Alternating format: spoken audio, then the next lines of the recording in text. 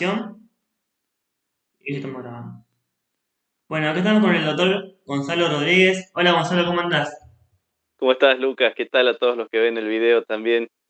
Bien, Espero bien. estén bien. Bueno, un poco como para presentarlo, doctor Gonzalo Rodríguez es médico cordobés, creador de Medicina con Fe, internista y terapeuta y también se está formando en cardiología, ¿no? Así es, internista, médico de terapia intensiva y formándome en cardiología. Sí, sí. ¿Y sos de Córdoba capital? ¿Puede ser? Así es, Ahí está. nacido y criado acá, en Claro, Córdoba claro. capital. Bueno, un poco mi idea, como este canal es un canal de filosofía, mi idea es ver qué conclusiones de carácter filosófico podemos sacar de Medicina con Fe y a partir de la experiencia que vos tuviste en Medicina con Fe, ¿no? Un poco para entrar en este diálogo. Y como para empezar, yo pensaba en estas preguntas, en la experiencia que tuviste, que tenés vos con el dolor, todo esto, toda esta experiencia de acompañar a la gente en el sufrimiento, en la terapia, en el sanatorio, y todo esto, y pensaba, el tema de la muerte, que es un tema jodido, y pensaba, ¿cómo encarar la propia muerte, sobre todo cuando te dicen que tenés los días contados? Porque yo pienso, no, yo nunca lo viví, pero yo me imagino que te enfrenta a que dicen, no sé, tenés una enfermedad terminal, cáncer, y te queda un mes de vida. Y lo que le puede surgir es un montón de incertidumbre, creo yo, miedo al dolor, y también a veces hasta un vacío, ¿no? No sé ¿qué consejo darías a una persona que se está enfrentando a esta situación? Bueno, lamentablemente, por mi tipo de trabajo, la muerte forma parte de uno de los elementos cotidianos, ¿no? De hecho, yo ya lo he dicho en otras entrevistas, así como un docente a la mañana agarra el fibrón para escribir en el pizarrón o en otra época la tiza, el médico de terapia intensiva a la mañana cuando llega a su trabajo se saca su ropa de civil, se pone su uniforme médico, cuelga su estetoscopio, pone su sello en el bolsillo y pone aquí una serie de lapiceras, entre ellas una lapicera azul, ¿no? Con Ujú. todo lo que eso significa, porque por ley en la República Argentina los certificados de defunción deben llenarse con tinta de color azul, ¿no? Y colocar esa lapicera en el propio uniforme de trabajo implica saber que quizás a lo largo del día hay que desenfundarla, cual una espada filosa, para Sí. constatar científicamente el fin de la vida terrena de una persona, ¿no? O sea, uno ya llega al trabajo sabiendo que aquello puede ser una de las cosas cotidianas de esa jornada habitual de trabajo, ¿no? O sea que la muerte es algo con lo que lidiamos día a día. Y en estos tiempos de pandemia, quizás la muerte se ha convertido en una compañera más cercana, ¿no? Porque nos Sí. toca mucho más asiduamente y seguramente quienes estén escuchando esta entrevista o tienen un familiar o un amigo o un conocido, un compañero de trabajo, alguien que o ha fallecido o ha estado al borde de la muerte. ¿No? Se ha vuelto verdaderamente un tema de conversación, un tema de contenido periodístico, un tema de actualidad, ¿no? Sí, De sí, todas sí. formas, a ver, la muerte siempre ha sido eh, una realidad que al hombre lo ha tenido en vilo, ¿no? De hecho, el hombre naturalmente le teme a lo desconocido y como nunca nadie volvió de la muerte, salvo honrosas excepciones como algunos periodistas locales que después de eso hicieron algunos libros y demás, pero bueno, literalmente constatado al menos nadie volvió de la muerte, entonces no terminamos de saber qué es, la vivimos desde una razón de incertidumbre, ¿no? A la cual Sí, sí, nos totalmente. acercamos iluminados por la fe, iluminados por el deseo de trascendencia, iluminados por el tipo de aparato filosófico que cada uno tenga como su estructura de pensamiento particular, pero no deja de ser un gran interrogante, ¿no? Y, y por eso afrontar la propia muerte es afrontarse a algo que uno nunca antes ha vivido, ¿no? Es muy Ujú. difícil. En terapia intensiva los pacientes están allí porque son pacientes potencialmente graves o están en grave estado de salud, ¿no? Cualquiera de las dos situaciones. Con lo cual, la muerte forma parte del escenario que podría desencadenarse durante su estadía en la terapia intensiva. Algunos pacientes están inconscientes, pero otros muchos no. Por ejemplo, un paciente que ingresa con un síndrome coronario agudo, con un infarto de miocardio en curso, es un paciente que está consciente y cuya vida pende de un hilo, ¿no?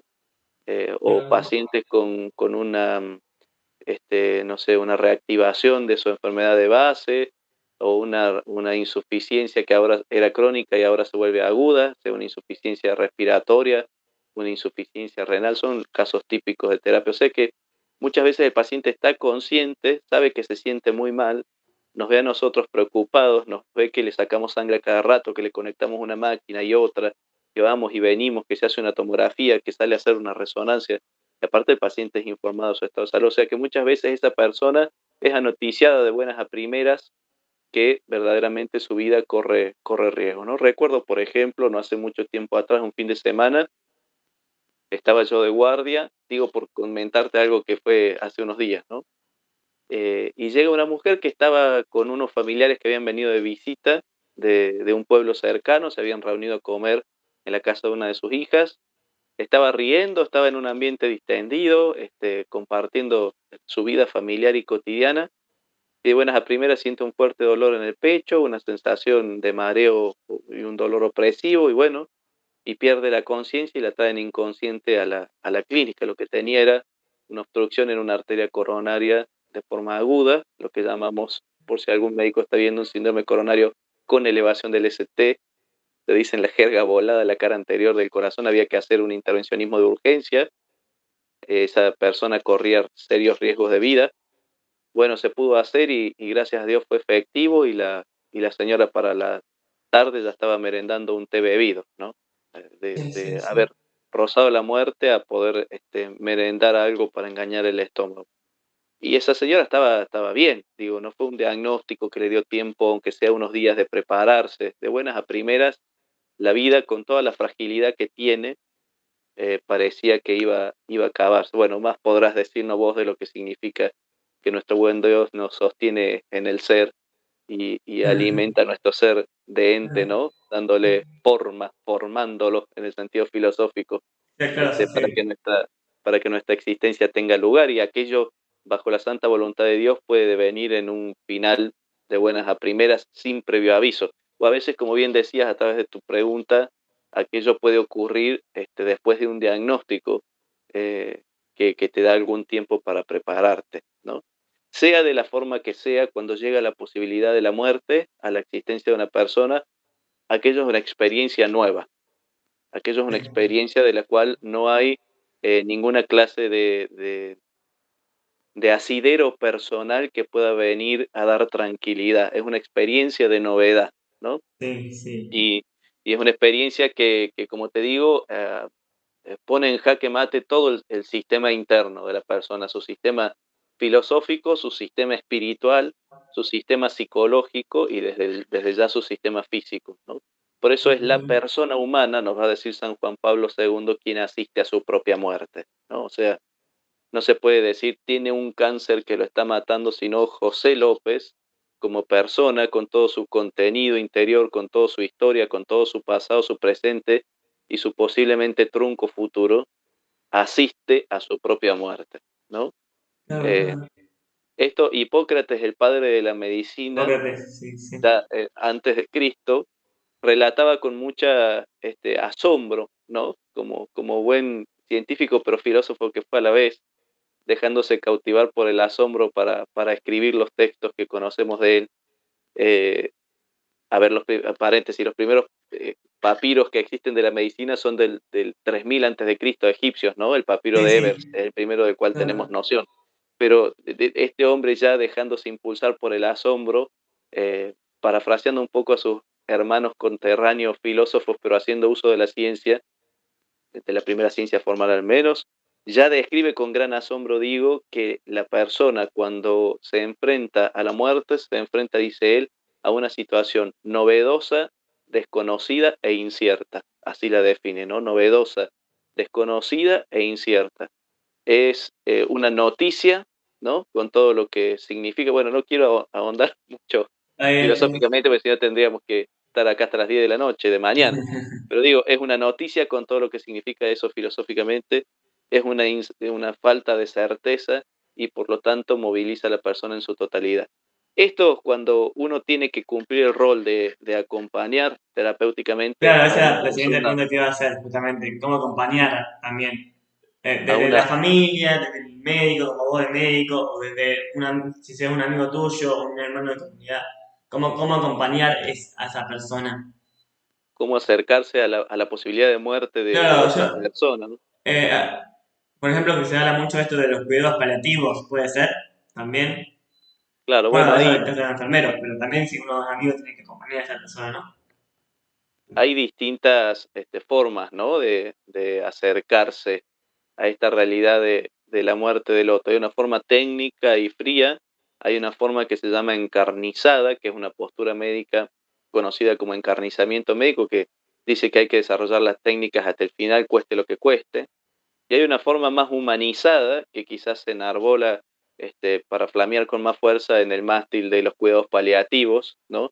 Que es toda una super especialidad del área de la salud que incluye médicos, enfermeros, psicólogos, psiquiatras, personales representados de los distintos credos, ¿no? Para asistir al persona en su totalidad, entendiéndolo como una unidad y no solamente como un cuerpo enfermo, ¿no? Esto forma parte, como te decía, del proceso de humanización de la medicina que conforme el tecnicismo del posmodernismo de este siglo XXI en el que estamos ha avanzado, ha dejado cada vez más al descubierto que si bien la técnica, la técnica y los medios son buenos, hace falta también volver a la raíz propia de la medicina.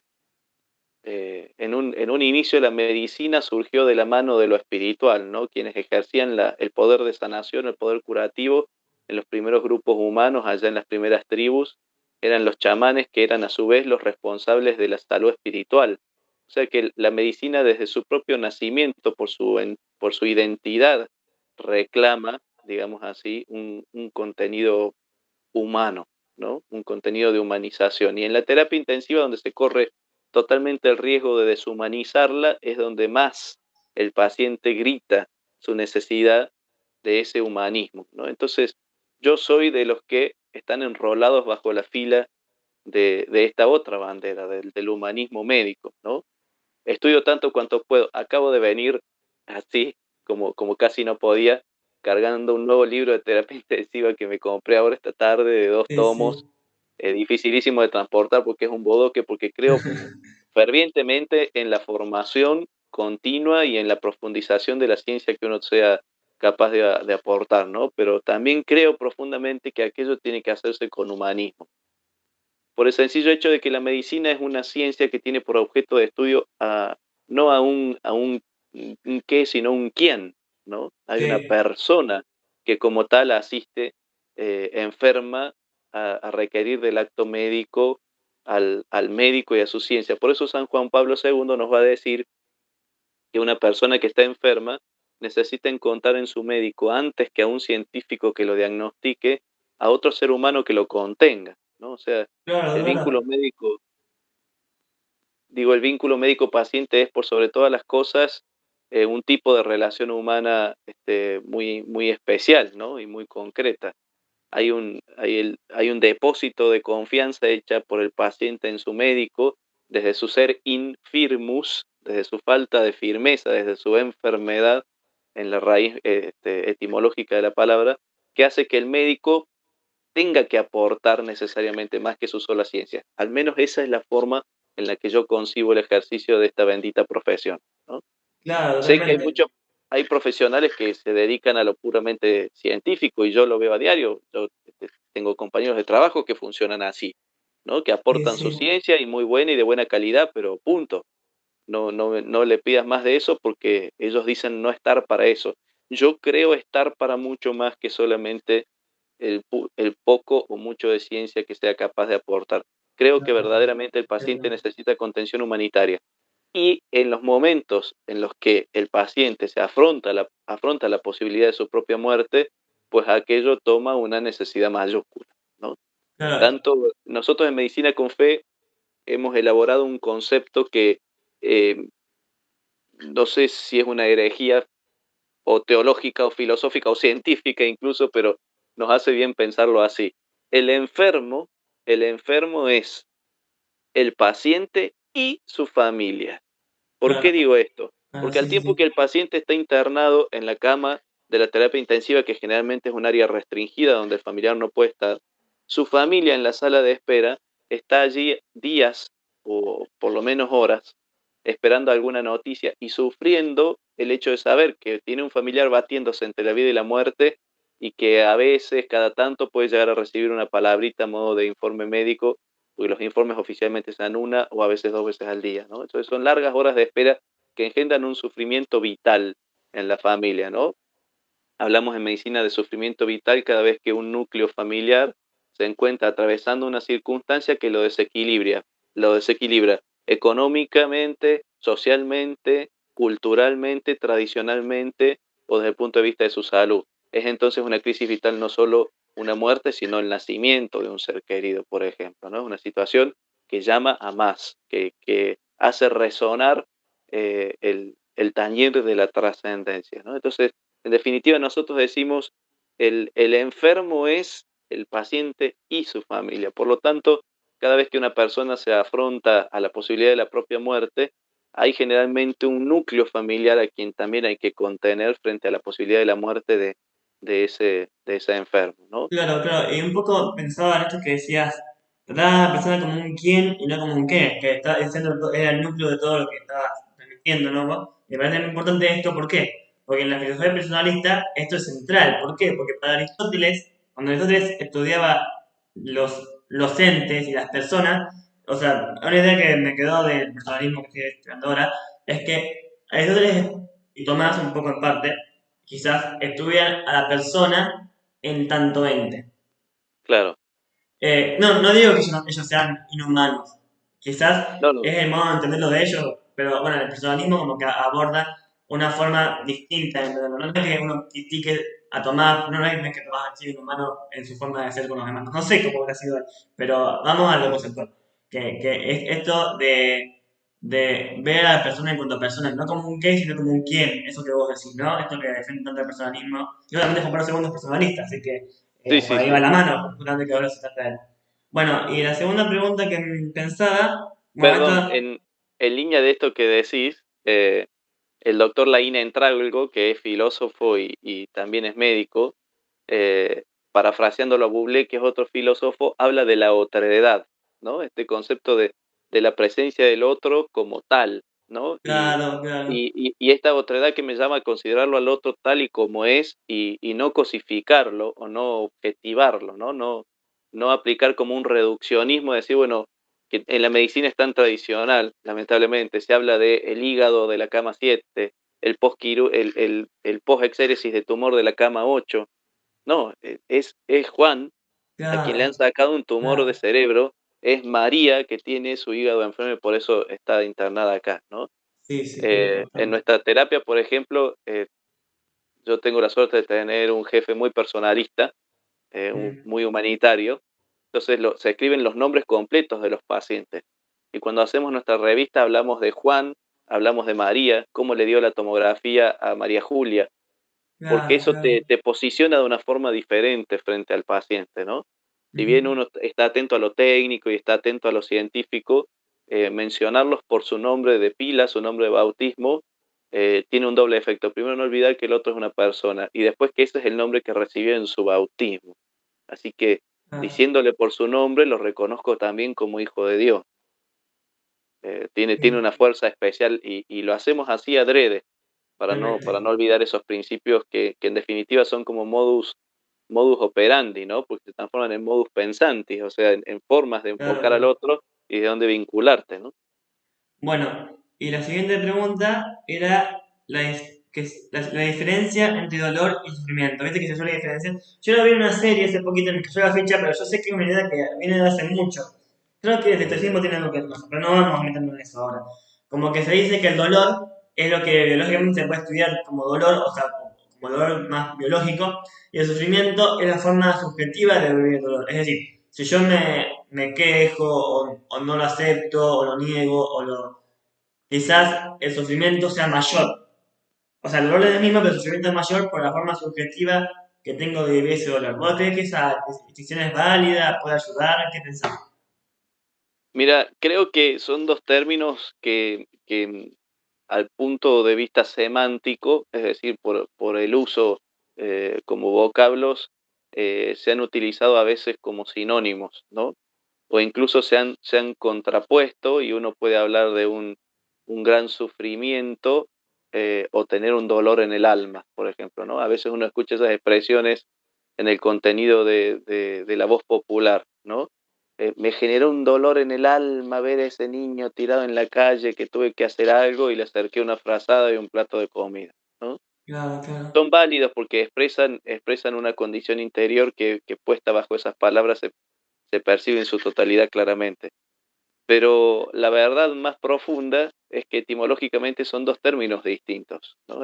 Cuando uno se refiere a un dolor, se refiere a una alarma que el cuerpo tiene y que es naturalmente buena, que se desata cuando una noxa, es decir, un elemento agresivo de cualquier origen, biológico, físico, químico, activa ciertos receptores que tenemos en nuestro organismo y genera una respuesta neurológica que da aviso de una posibilidad de lesión, ¿no? Y por lo tanto puede referirse con posición geográfica dentro del organismo. Me duele este hombro, me duele acá, va a decir quien tiene muchos pacientes cardiópatas con problemas de corazón, llegan por un fuerte dolor mandibular y han Sí, consultado sí. primero al odontólogo, perdiendo el tiempo, y el odontólogo los manda al cardiólogo porque se están infartando, ¿no? Me duele acá, se puede referir con el dedo.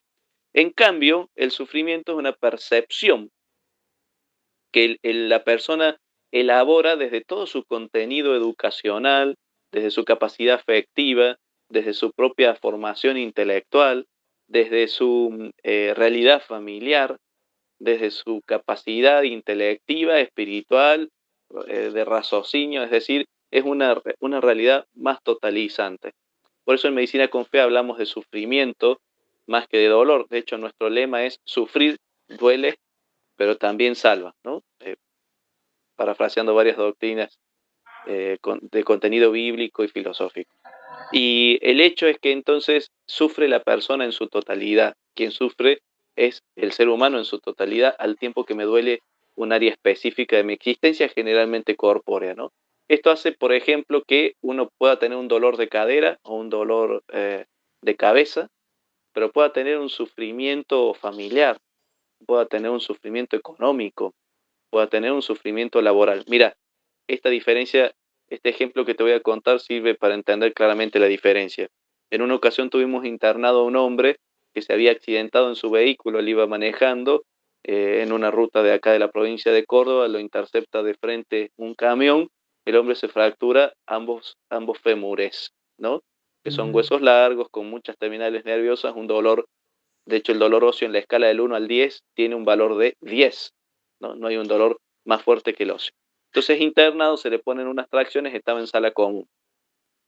Aquel hombre tenía un dolor espantoso, naturalmente, el más fuerte que en la escala de dolor un ser humano es capaz de percibir.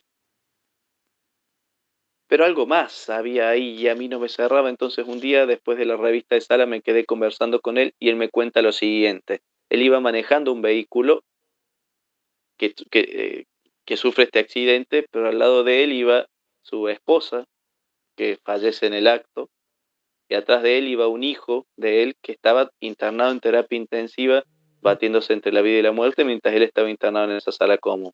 Entonces aquel hombre tenía un dolor horrible que estábamos intentando calmar con analgésicos, pero era mucho más grande su sufrimiento, porque él tenía un sufrimiento sacramental y conyugal por la muerte de su esposa, un sufrimiento familiar por ver su nicho familiar destruido, un sufrimiento en su paternalidad por saber que su hijo estaba internado batiéndose en la vida y la muerte, un sufrimiento moral muy grande porque él iba conduciendo el vehículo en el cual ocurrió esa catástrofe de la cual él no tenía nada que ver, pero él era el conductor.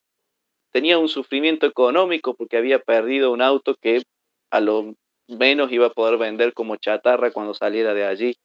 Y además tenía un sufrimiento físico engendrado por aquel dolor que tenía. ¿Te das cuenta? Entonces, tenía un dolor específico, pero su sufrimiento era mucho más abarcativo y era más totalizante. Aquel hombre necesitaba mucho más que un solo calmante, ¿no? Necesitaba, bueno, todo lo que hay que hacer frente al sufrimiento, que enseguida vamos a dialogar sobre eso, pero necesitaba escucha, contención, diálogo, Claro, claro, pero necesitaba llorar. ahí lo que me llama mucho la atención que vos de lo que vos decís, es que yo a veces tenía la idea, o he escuchado mucho que se dice como que el sufrimiento es más una responsabilidad propia.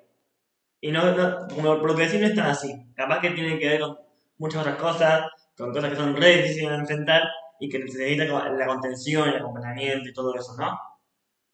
Sí, el sufrimiento, si se quiere más que una responsabilidad, es una elaboración propia, Claro, ¿no? claro, totalmente. Sí, Frente a un mismo dolor, yo no voy a elaborar el mismo sufrimiento que puedas elaborar vos, ¿no? Por eso ya, de vuelta, Hipócrates decía que no existen enfermedades, sino que existen enfermos, porque claro, dos personas con el mismo diagnóstico, colocadas en camas contiguas, son dos casos absolutamente disímiles uno del otro. Y uno dice, pues si es la misma enfermedad, la tengo que tratar igual, pero requieren de mí y de mi extra, digamos, cosas totalmente distintas. Dos claro. personas enfermas de lo mismo son dos pacientes diferentes. Sí, sí, totalmente. Bueno, y otra pregunta que tenía es, ¿qué es peor para vos? ¿Una enfermedad física o una enfermedad psíquica? ¿Qué te parece? Mira, cada quien tiene su contrapunto, ¿no? Porque el gran problema que tienen las enfermedades psíquicas es que no se ven, no se Claro, ven. Si a mí me sale un tumor en un ojo, está a la vista de todos que yo tengo este problema. Pero si yo en vez de enfermarme de un ojo, en vez de enfermarme de diabetes, en vez de enfermarme de hipertensión, de una cardiopatía isquémica, me enfermo, por ejemplo, de un trastorno esquizoide, me enfermo de un trastorno obsesivo compulsivo, me enfermo de un, no sé, de un desorden en mi aparato psíquico, sea como sea que va a modificar eso el impacto de la energía psíquica sobre el ello, el yo, el super yo, aquello no se ve, se transforma en un cambio, eh, digamos así, imperceptible, pero a su vez de gran impacto en la vida de la persona y también de las personas que lo rodean. Entonces levanta más juicios críticos, levanta más desentendimientos. Es más fácil entender por qué está como está alguien que tiene un tumor en el ojo, a entender por qué se comporta como se comporta una persona que tiene agarofobia, por decirte, una enfermedad psíquica. Es decir, que tiene miedo a los espacios abiertos y que tiene miedo a las grandes conglomeraciones sociales, que no se puede vincular con nadie, que llega a su casa y tiene que estar encerrada en su habitación. Es una enfermedad aquello. Y bueno, pero a veces cuando uno es familiar de una persona que está viviendo una situación así, cuesta más entenderlo que si aquel llegase con un yeso, con una pierna enyesada y yo me doy cuenta y veo y puedo percibir claro, claro, con los sentidos lo que le pasa, ¿no? claro. Eso las enfermedades psíquicas. Y las enfermedades físicas tienen como contraparte todo lo que implica la limitación que produce, el desgaste físico que produce y cómo muchas veces detrás de un diagnóstico llega la necesidad de readecuar un montón de normas, de actitudes, de posibilidades, de habilidades, eh, y que la persona tiene que poner en marcha, digamos, hacer una reestructuración vital para la cual a veces no está preparado, no tiene ganas, o lo toma por sorpresa y no sabe cómo comenzar a afrontarlo, ¿no? Claro, Eh, claro. Sí, digamos, no es algo que sea como que esta más, esta menos, esta más, esta menos, sino que son cosas distintas en el fondo, ¿no? Son cosas distintas, cada cual de ellas presenta un desafío diferente y sobre todas las cosas también tienen muchos vasos comunicantes, ¿no? No, no me voy a explayar en aquello de las enfermedades psicológicas que tienen impacto físico o viceversa, ¿no? O aquello de que si te duele el estómago tenés en realidad no resuelto un vínculo con un Claro, tío que en la infancia, no, no sé. Eso lo dejo aparte, por opinión personal y por falta de formación en esa área también. Pero sí sé que como el hombre es una unidad, si yo tiro de esta solapa, se levanta todo el guardapolvo a la larga. Entonces, si yo me enfermo psíquicamente y a la larga mi cuerpo se va a enfermar. Y si yo me claro, enfermo físicamente, a la larga mi cuerpo se va a enfermar, ¿no? Quizás la ciencia en su deseo de super especializarse y de poder ganar cada vez conocimientos más finos para asistir al ser humano, se ha partido en áreas y entonces Sí, sí, lo sí. vemos al hombre partido desde distintas ópticas y entonces tengo que ir al cardiólogo, pero no me puede ver el estudio de la tiroides porque tengo que ir al endocrinólogo, que no me puede decir cómo me dio el mini mental test porque eso lo tiene que ver el neurólogo. O sea, como si el hombre realmente fuese un algo que se puede escindir en parte simplemente por la complejidad que tiene para su estudio, pero sigue siendo una totalidad. De allí que Claro, nosotros los médicos siempre reclamamos, señora, señor, a usted que escucha ahora esta entrevista, tenga un médico de cabecera. Es esencial. Es decir, un médico que vele por la totalidad, que vea la globalidad, que vea el conjunto. Porque si no, el cardiólogo le da su pastillita, el neurólogo le da su pastillita, el traumatólogo le da su analgésico. Pero si alguien no vela por la totalidad, aquello va a ser más a la larga o más a la corta una hecatombe. claro, un ¿No? poco me parece que es, como decía San Pablo, esto de que si una parte del cuerpo sufre, es todo no todo el cuerpo, o más bien toda la persona la que sufre, ¿no? No es Claro. que, claro, Claro, de hecho, fíjate, generalmente las enfermedades tienen impacto sistémico, pero digo, la percepción sugestiva es esa. Uno no dice, no, no puedo ir porque me duele el estómago, sino uno dice, me siento mal primero, como primera premisa, ¿no? claro, claro, sí, Como sí, sí. premisa, la estructura lógica es, me siento mal porque tengo un dolor de estómago. Pero no es que yo estoy fantástico, lo que está mal es mi estómago. Generalmente me afecta en mi totalidad aquel dolor, Claro, ¿no? Es claro. decir, ese dolor engendra una percepción, conduce a un sufrimiento que hace que me sienta mal como persona. No es el estómago de Gonzalo Rodríguez quien está enfermo y Gonzalo Rodríguez sigue con su vida habitual como si nada pasara, ¿no? Este, es una totalidad. Y por eso digo que poder ver al hombre desde esa totalidad nos permite entender que si bien hay enfermedades físicas y enfermedades psíquicas, pues bueno, habrá también vasos comunicantes que considerar que a la larga siguen denunciando esa unidad que tenemos como persona humana, ¿no? Sí, sí, No sí. es, no es aprovecho, no es una exageración, ¿no? Decir persona humana, porque existe también la persona angélica y la persona divina. Me refiero a la persona como la conocemos en nuestra capacidad de ser humano, ¿no? Claro, claro. Y un poco, bueno, yo pensaba esta pregunta que le pueden hacer mucho. Yo sé que es una pregunta que seguramente ya has respondido mucho y que yo también quizá tengo una idea desde mi experiencia, pero quiero escucharte a vos. Por eso, ¿cuál para vos es el sentido del dolor y por qué pensás que el dolor tiene un sentido salvífico? Y en Medicina con Fe te contaba recién, decimos que sufrir duele, pero que también salva, ¿no? Sí, Y esa sí, fue la también. experiencia fundante de este apostolado a razón de lo que yo vi que pasaba con mis pacientes, ¿no? Cuando yo entré a la terapia intensiva por primera vez, siendo residente de medicina interna, me mandaron a rotar para allá. Pequeño escándalo previo que yo le armé a mi jefe, porque dije no, que yo quería ser médico internista, que qué tenía que hacer la terapia intensiva. Sentía pavura de entrar ahí, que es un mundo desconocido, un mundo donde hay máquinas que uno no ha visto en su vida, donde la gente sufre un montón. Yo decía, me voy a morir de la tristeza antes de poder decirle buen día al primer paciente, ¿no? Sí, Sin sí, embargo, sí. me encontré con un lugar que, bueno, cautivó mi corazón para siempre. Es Mm, mi lugar en el mundo, la terapia intensiva, definitivamente. Después del sagrario, ¿no? El sí, primer sí, lugar en el sí. mundo del sagrario, el segundo es la terapia intensiva. Porque la terapia es un lugar, es como una vidriera donde se expone el sufrimiento humano en su más fina esencia, ¿no? Si uno quisiera buscar el mejor perfume del mundo, y probablemente tendría que ir a alguna boutique de París a comprar alguna esencia súper elaborada, ¿no? Si uno quisiera ver a dónde el ser humano es capaz de sufrir hasta más allá de sus propias fuerzas, y probablemente tuviese que cruzar la puerta restringida de una terapia intensiva, ¿no? Porque ahí se sufre verdaderamente mucho, mucho. No solo por toda esta incertidumbre de la que ya se puede imaginar uno por lo que conversamos recién, sino por la constatación real de que aquellas enfermedades son potencialmente nocivas para el ser humano, ¿no? Las que requieren cuidados críticos. Claro, claro. Y allí yo me encontré con personas sufriendo de una manera descomunal.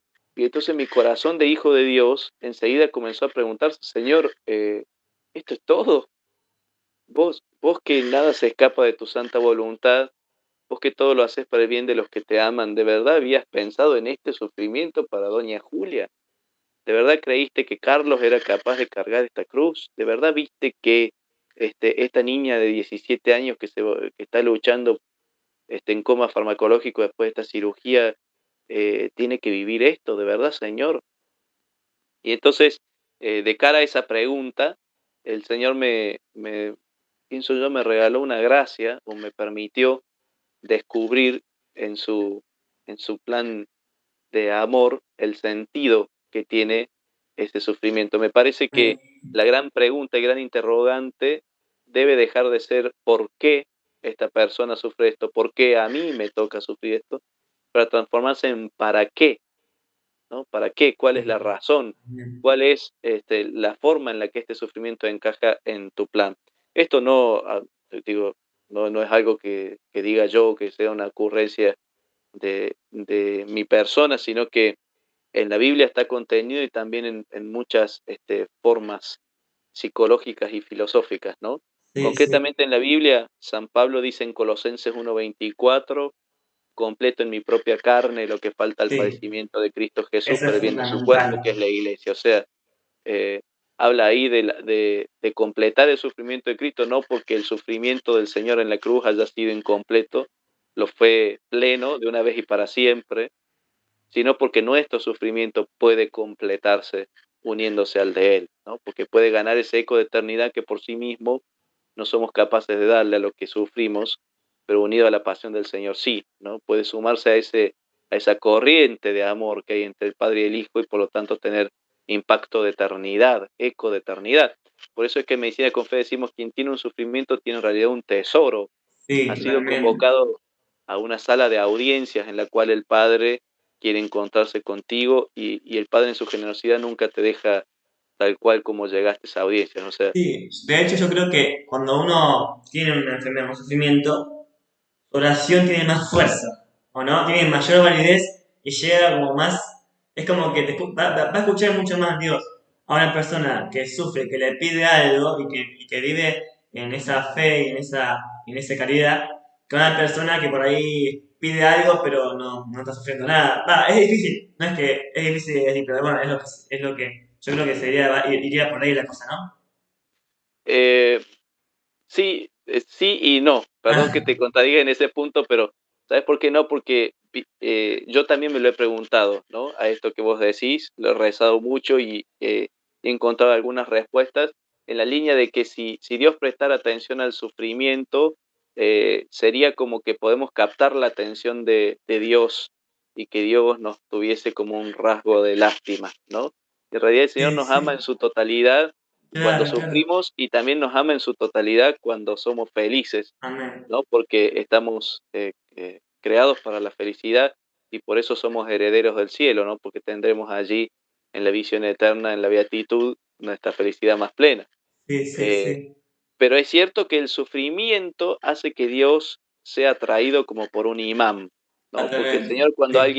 cuando alguien sufre, tiene en su misericordia, en su compasión de Padre, una capacidad especial para acercarse a esa persona que sufre. Y es cierto que orar desde el sufrimiento también tiene un poder particular porque la capacidad de sacrificio, es decir, el poder unir el sufrimiento espiritualmente a la pasión del Señor, la capacidad de sacrificio dice la tradición cristiana que atrae la gracia, templa el ánimo y repara, ¿no? Tiene Claro, esa claro. triple característica. Entonces, cuando yo soy capaz de hacer de mi sufrimiento un sacrificio, cuando soy capaz de darle ese eco de eternidad que puedo adquirir por medio de la fe, entonces se genera una corriente de amor entre el Padre y el Hijo que impacta directamente sobre mi propia cruz ahora, ¿no? Claro, claro.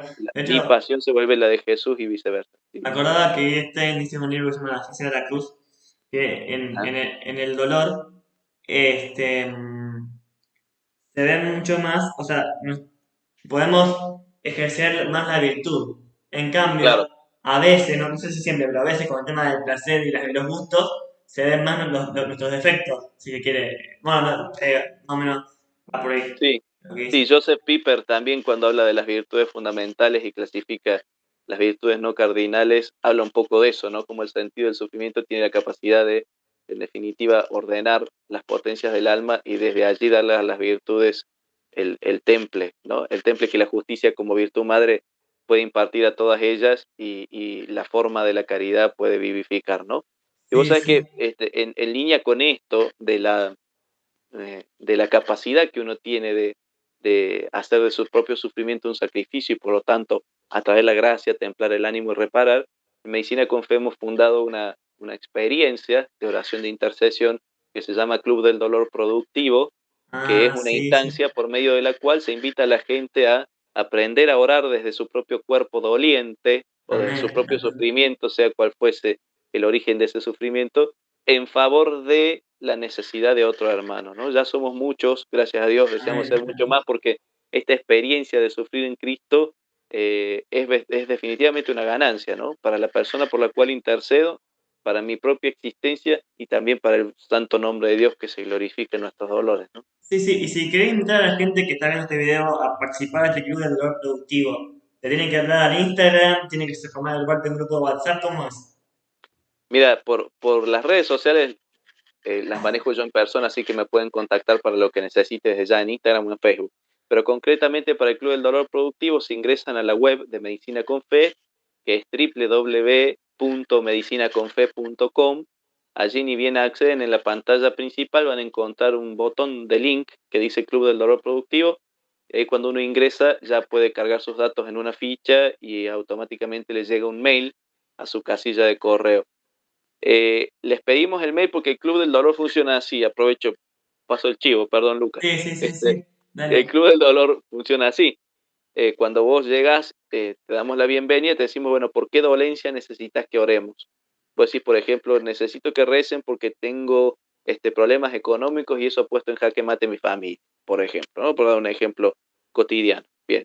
Entonces, te va a llegar un mail que te dice, mira, queremos que sepas que tu sireneo, es decir, la persona que va a orar por vos, se llama Onelis, vive en Costa Rica, por ejemplo, que es una de las seguidoras de Medicina con Fe de Costa Rica. Saludos, Onelis, si no está viendo. Sí, sí. Eh, Ella, por ejemplo, va a rezar por vos porque tiene una cruz pesada que cargar, que es esta y esta. Y al mismo tiempo te pedimos que tú reces por ejemplo, Miguel de Panamá, que es el coordinador de Medicina con Fe en Panamá, que él ha pedido que se rece porque es estudiante de medicina y está en época de exámenes finales para que el Señor lo bendiga en ese trajinar de estos próximos 4 meses. Sí, sí, qué lindo.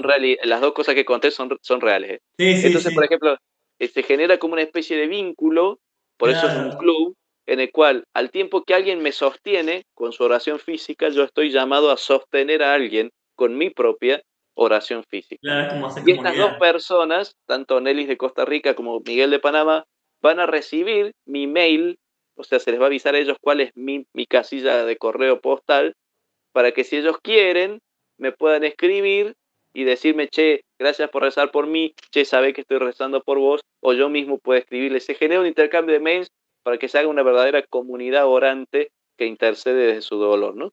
Sí, sí. Bueno, me quedan tres preguntas, pero bueno, una es el tema de la oración por los enfermos, justamente esto que decía.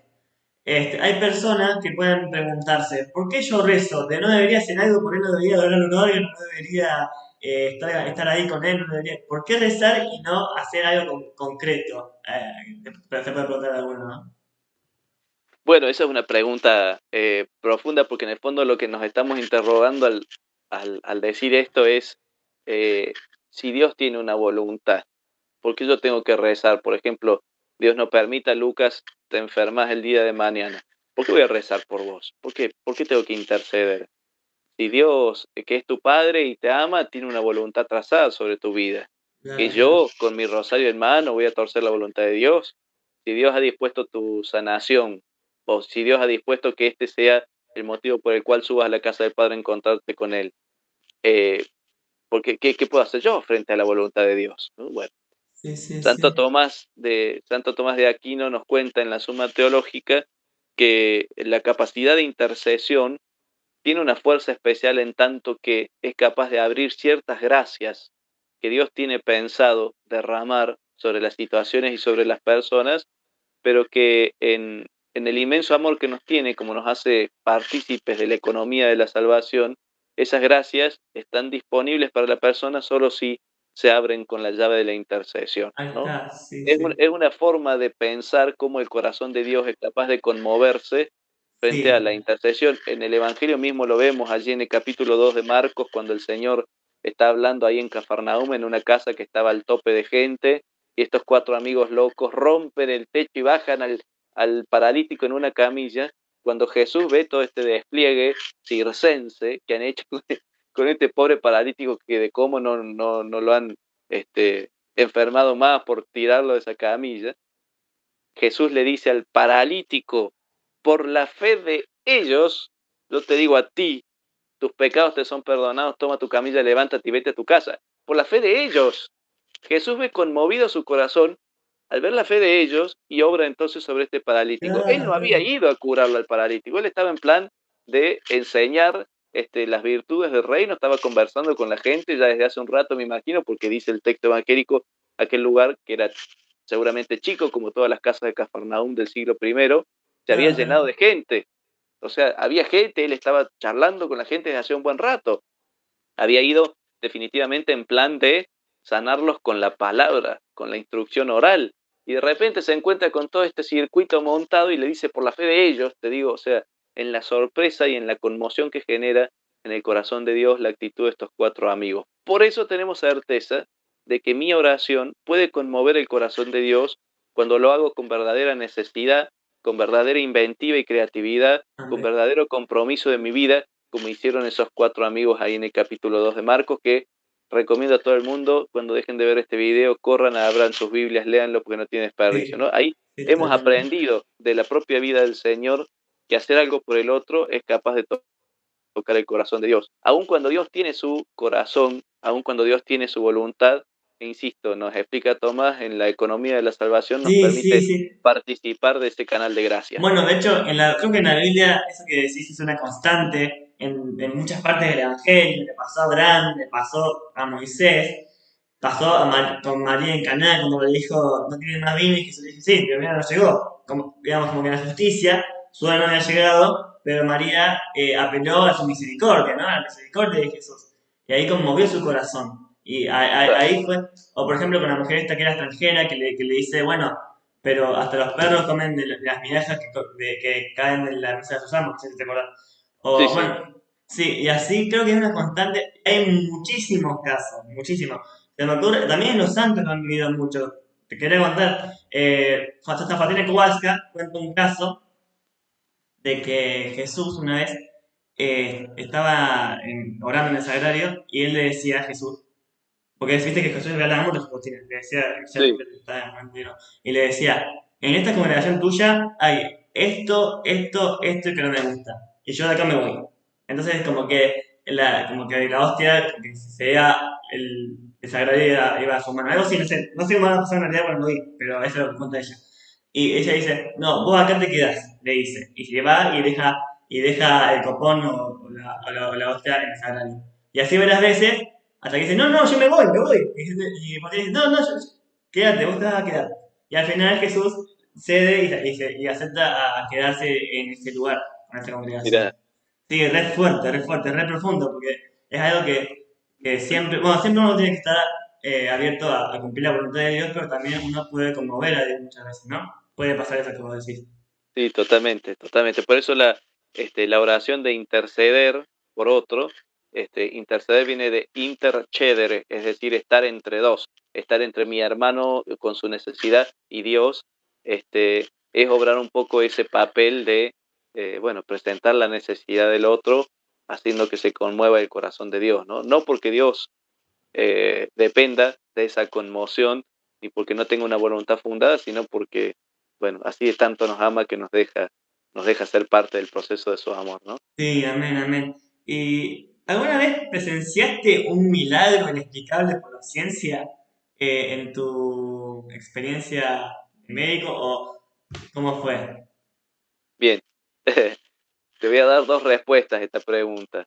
La primera es que todos los días presencio milagros, todos los días, Sí, porque sí. definitivamente el milagro más grande, del cual voy a ser testigo nunca, jamás, es el que ocurre cada vez que un enfermo desde su cama se atreve a abrir el corazón a Dios, deja que el consuelo que el Señor tiene previsto para él invada su vida y aquella cama se transforma entonces en un altar desde el cual esa enfermedad, siendo una propia misa, se convierte como en una oblación al Padre, ¿no? Amén, Ese amén. milagro a través del cual una persona es capaz de recibir a Dios en su corazón en pleno sufrimiento, este milagro no puede ser constatado por la ciencia y es por lejos, después del milagro de la transustanciación en la Santa Misa, el más hermoso que me ha tocado vivir como cristiano, ¿no? Amén. Pero respecto a lo más técnico de tu pregunta, sí he presenciado, si se quiere, curaciones inexplicables.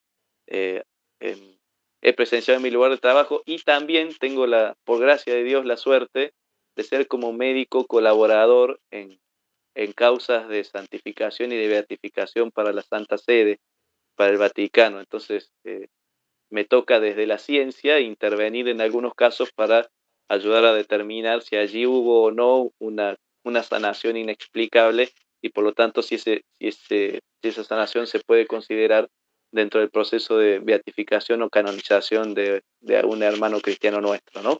Actualmente coordino dos causas como médico, la causa de la Beata Catalina de María Rodríguez y la causa del siervo de Dios Fray José León Torres, Qué lindo. mercedario él, fundadora de las esclavas del Sagrado Corazón de Jesús, ella, y he participado en otras causas, así como veedor externo o como se llama, como perito de inspección, ¿no?